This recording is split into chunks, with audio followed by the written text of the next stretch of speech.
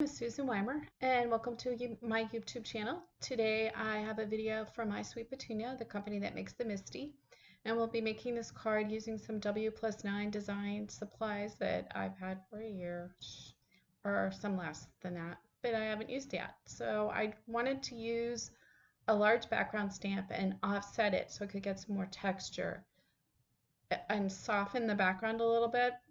Since I was making get well cards, I don't know, just think I wanted a softer look. So I have some W+9 Dove Gray cardstock and W+9 My Whole Life, which is a more recent set, but I still didn't use it. And this is a great set, but I'm not going to use it. I end up not using it. And this is Tropic Fever, which, believe it or not, I think it was last summer's release, and I haven't used it yet. So we're actually going to end up using Simon Says Stamp white pigment, and I'll explain that. I have white embossing powder, my Versamark pad, and my MISTI, which is more than a little dirty, but it saw some heavy use today, so we'll get that cleaned up. So one thing that you don't see that I did here is that I've marked on the grid where my cardstock is, because what we're going to do is go up one and over to the right hand side, one square. So we're moving it a total of 1/4 of an inch in both directions. I hope that makes sense. Geometry wasn't my thing. So anyway, I'm prepping my paper with the embossing buddy, and now I'm going to ink up my stamp with my dirty Versamark ink pad, and it still works, so we're all good there. And I've never had a problem with it ever being dirty. I guess if you're going to be using clear embossing powder, you don't obviously want a dirty Versamark ink pad, but I seldom use clear unless it's going over black. But anyway, I digress. So we're just going to add some basic white embossing powder, which mine, I'm fairly certain, is from Hero Arts. And I usually pour 3 containers into one of those systemic containers so that I can just have it at hand. It's the one I use the most often, so that's the way I store it. I did heat up my heat gun ahead of time, and we're just going to give that a good embossing and make sure that I got everything. This is a very detailed image, and so you just want to make sure that, excuse me, that you've got it all. So I've already moved the paper, and I'm sorry that I don't have that there for you. But the Hero Arts pad I thought was going to be perfect for this technique was just a little too dry to get over those bridges of embossing. So I did it with the Simon Says Stamp white pigment ink, which is juicier. Now that said, I could have flipped this project around and done the white pigment ink stamping first, but knowing how long it takes, even with heat setting, for white pigment ink to dry here in the swampy part of Florida, I decided to do the embossing first. So I've set that aside to dry, and I did heat set it as well, but that was clipped off in some editing.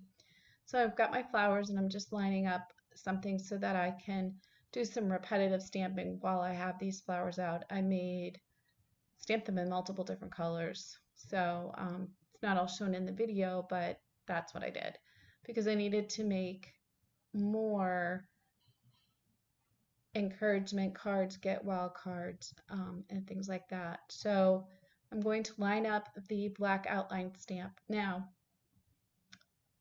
this said, I think that this looks better when the black is offset from the solid image. However, I was going to use the accompanying dies because I was feeling lazy, so I lined them up. But anyway, I could have offset them and just stamped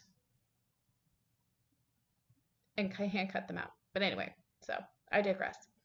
So we've got that. I've stamped up one side with some Bloomsberry ink, and then I'm just going to give that a double stamp, and then flip it over and wipe those off so that they don't get ink on the pink flowers.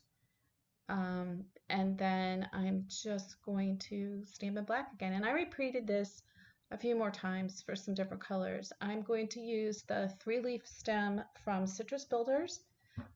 I really wanted to use a different leaf that is in another set, but I didn't have the accompanying die cuts, and I wanted the white edges to all match and look the same. In retrospect, I could have gotten away with it, but you know, why not pull out another set I haven't used yet?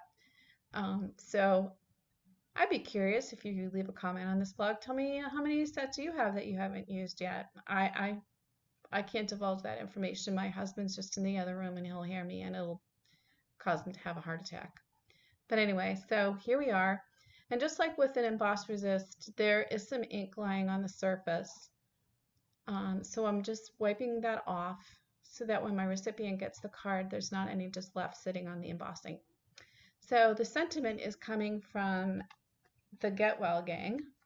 And I'm sorry, I'm off camera here a little bit. And I'm just measuring it against the oval die cut that I'm going to use. I just have a pierced oval die cut. I think it's from My Favorite Things. And again, I'll list that in the description box below. So you can see there's just a little bit of subtle shadow of a texture. I've popped up the oval sentiment piece onto 2 pieces of the 3M foam tape. And I'm keeping this simple because I really do want to make quite a few of these. I may have said this before, but my mom was in the hospital for quite some time and then down here recovering, and I put a request out to my friends, could they please send her some handmade cards? And she had them lined up on her windowsill in the hospital, and then when she went to rehab for physical therapy, she had them lined up there. She was just beyond thrilled to get them. So when she was here,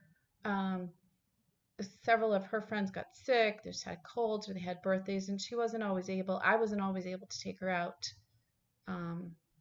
to get what she needed. And I said, just go in my room, take whatever you want.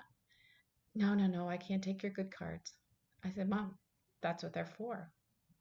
No. Mom, here's the box. Go through, take what you want. Oh, she took every last encouragement card, birthday card, you name it, I had at the time.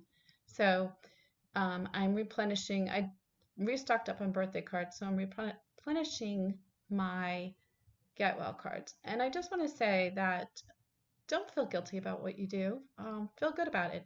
I know how thrilled my mom was. I know how I've heard from other friends that I've sent cards either to them or to their parents or some other member in their family, and they just love getting them.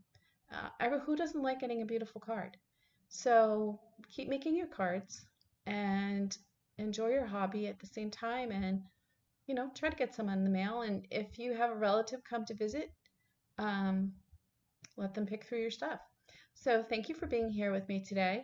I have the products listed in the description box below.